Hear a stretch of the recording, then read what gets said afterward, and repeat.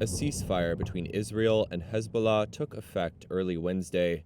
The news was announced by U.S. President Joe Biden the previous day, speaking after both sides accepted an agreement brokered by the U.S. and France. This is designed to be a permanent cessation of hostilities.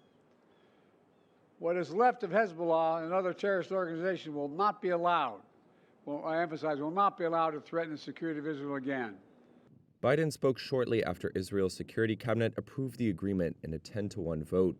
He also said there would be a drawdown period of 60 days, where Israel would gradually withdraw its forces as Lebanon's army takes control of its territory near the border, which Biden said would ensure Hezbollah does not rebuild infrastructure there. Civilians on both sides will soon be able to safely return to their communities.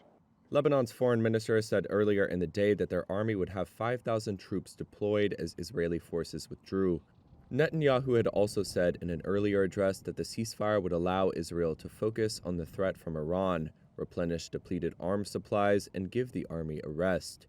Tonight I introduced to the Cabinet a ceasefire proposal for Lebanon. The duration of the ceasefire depends on what happens in Lebanon.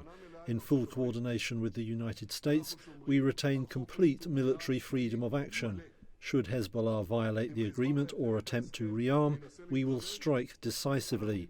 If it tries to rebuild its fortifications along the border, we will strike. If it launches a rocket, digs a tunnel, brings in a truck with missiles, we will strike. He also said the ceasefire would allow Israel to isolate Hamas, which Israel is battling in devastated Gaza. There was no indication the truce would help deliver a ceasefire or hostage release deal with Hamas. Biden leaves office in January.